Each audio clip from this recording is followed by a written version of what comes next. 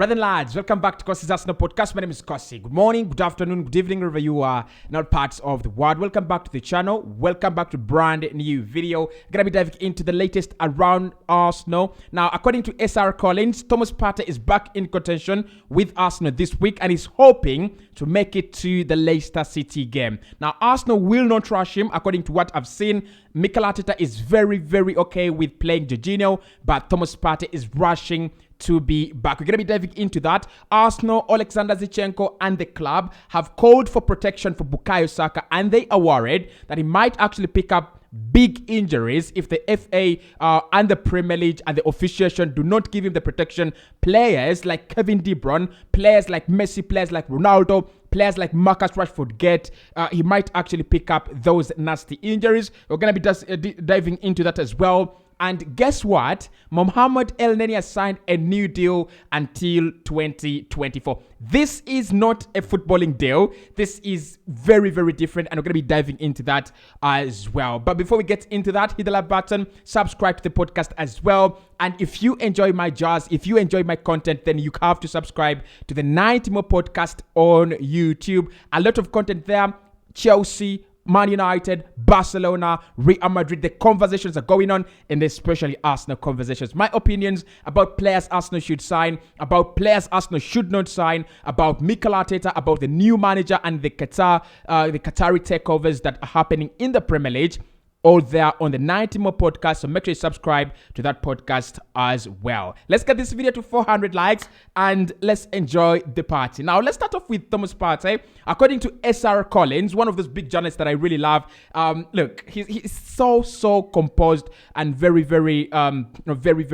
professional, and that's why I like him. He doesn't put out stories just for fun. He doesn't put out stories just for clickbait. He puts out stories that are real. So he says that today we can confirm that Thomas Partey will be back in contention, or is already back in contention with Arsenal this week, and is hoping he will be available for the Leicester City game. Of course, he did pick up that thigh injury. It's having a little bit of a discomfort. Mikel Arteta always calls it a discomfort, something to show that Arsenal fans need not to be very worried. He will be back very soon. Look, I think, look, the big story here is we have Jorginho, who played very well against Aston Villa. And Mikel Arteta just said that he doesn't want to rush him. And SR Collins again says they don't want to rush him. They don't want to rush Thomas Partey. If he can be out out of the weekend clash, it will be totally and absolutely okay. Then he comes back against Everton, or he can come back against Bournemouth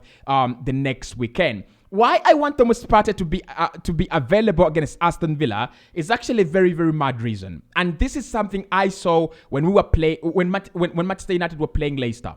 Leicester City's midfield is the biggest shambles in the Premier League. To be honest, they have the biggest shambles of a midfield in the Premier League. But there is something you've got to acknowledge here. Man United beating them and splitting their defense apart and, splitting their midfield apart, they did have Sabitzer, who should have seen a red card. They did have Bruno Fernandes, of course, playing on the right, but drifting into midfield. They did have Fred in there, and at some point in time, they also introduced Scott McTominay in that game. So that means that you must have, better quality. You must have better players than them. And if you do, then you're definitely going to rip them apart. And that's why I wanted Thomas Partey in this game. Because for me, the only player in that midfield for Leicester City that worries me is Mendy. The way he wins the ball back, the way he progresses the ball, the way, he's more like an engine to that Leicester City, team. Just reminds me of N'Golo Kante when he was still there during his times, times and days at Leicester City. But Thomas Partey is by far the best African defensive midfielder the world has right now. I'm not going to say the world has ever seen, but the world has right now. Of course, the conversation whether he can be in the same bracket as the likes of Mikel Obi and ACN, we'll get to that. And maybe the likes of Alexander Sombilom. But right now, the best defensive midfielder for Africa, and he's African, is Thomas Partey.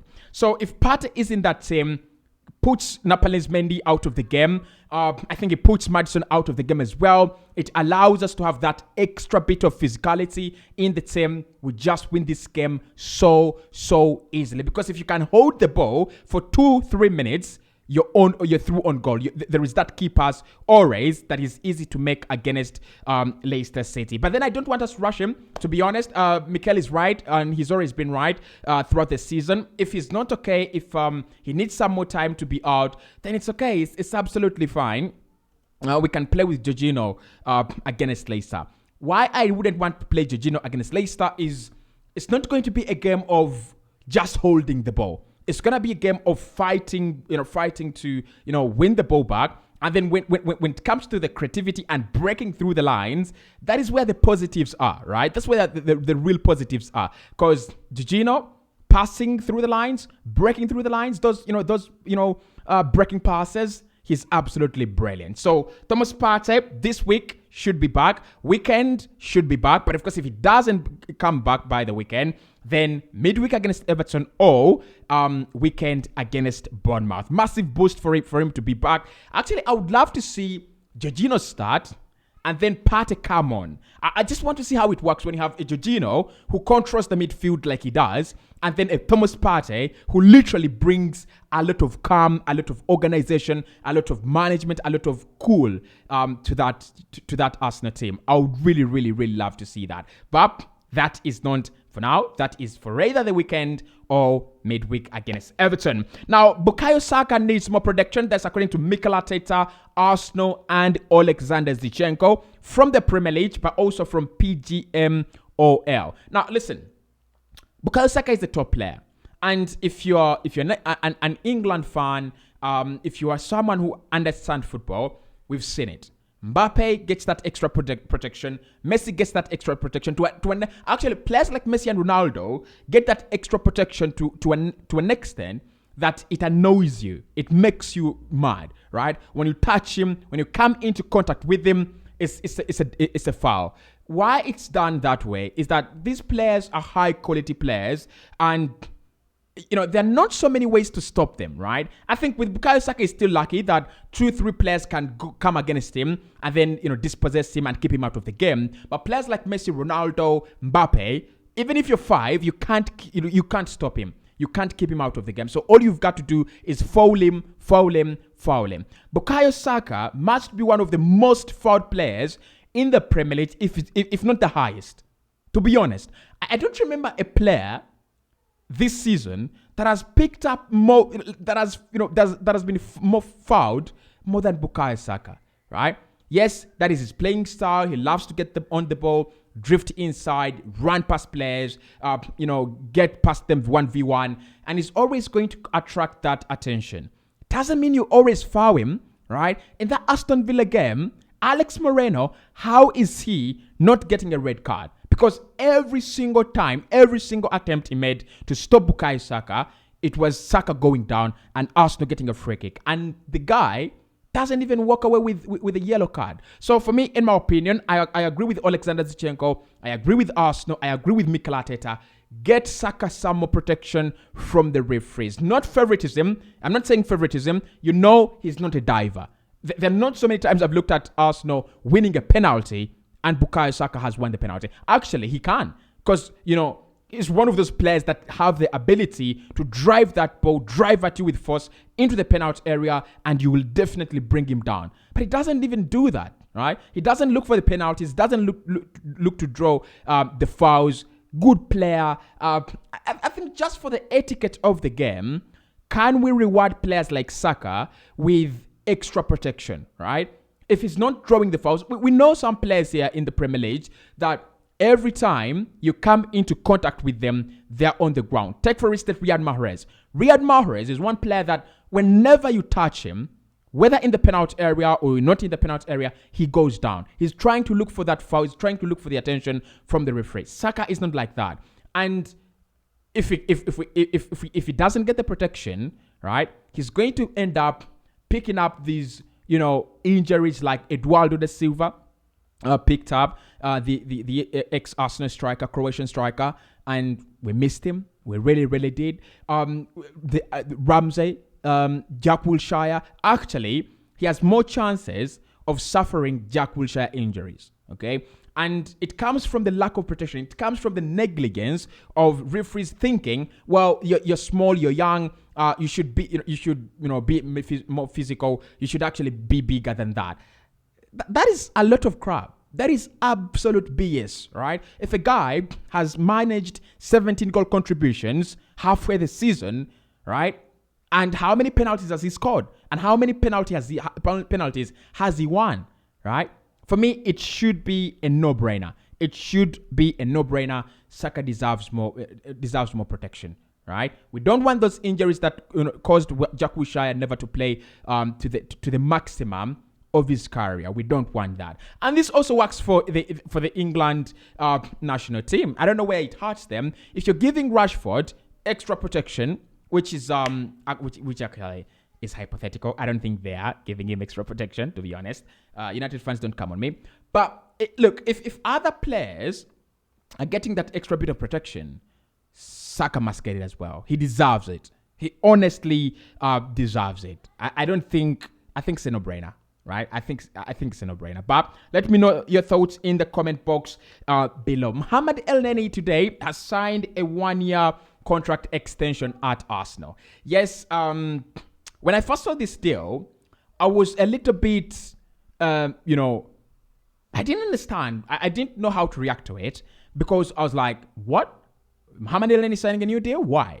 But this is what I have understood. So according to Charles Watts, Arsenal confirmed a new 1-year contract for Mohamed Elneny. He might not be back until somewhere into that deal, but this gives him time and security to work on recovery. I remember, he says, I remember doing the same for Cazorla. And he says Elneny is AFC's longest serving player, having been here since 2016.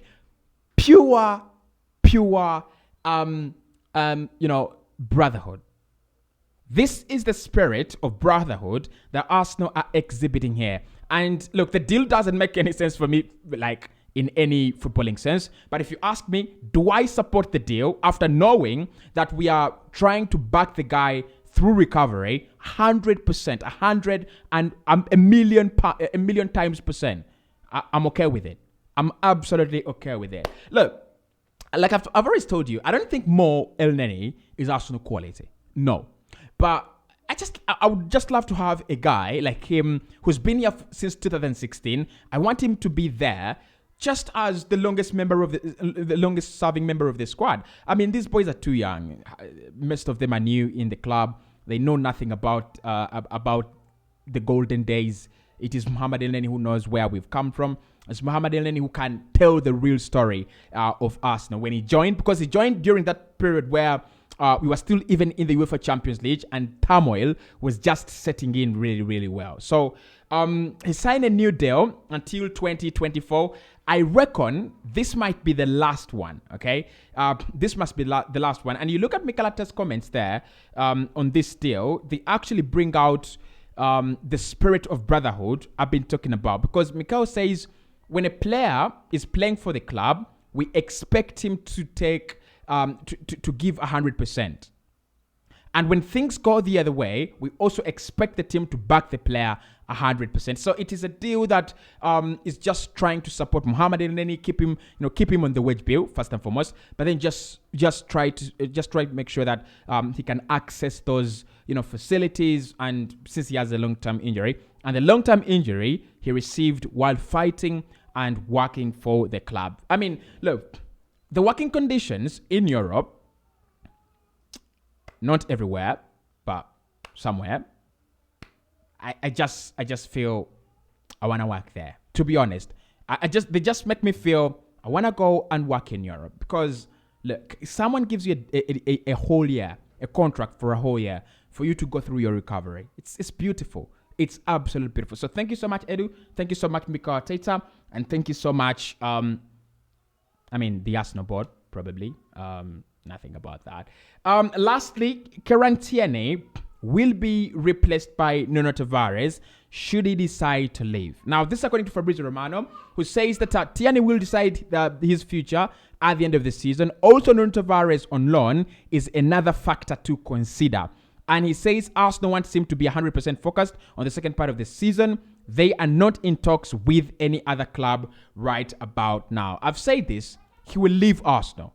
And I'm not even joking. He will leave Arsenal. He's too good to be sitting on the bench for Arsenal. This guy can play for Real Madrid. This guy can play for Diego Simeone's ATM. This guy can play for Marseille. This guy can play anywhere, right? As long as the system suits him and the system backs him as well. So, look, I wouldn't really mind Kieran Tierney out of the door. And then Nuno Tavares backing him. Nuno Tavares has really had a nice period of time at Olympique Marseille, scoring the goals, creating the chances. He's got that little bit of freedom.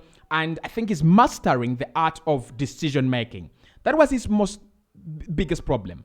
Decision making. He's enthusiastic, passionate, so good, but I can see that he lacks the decision making. The moment he gets that, when do I pass the ball? When do I tackle? When do I get out of position? When do I come back in position? He's going to be an amazing fullback. So that is it from me this lunchtime. You could hit the like button, but most importantly, subscribe to the 90 More podcast on YouTube, and I'll see you in the next one.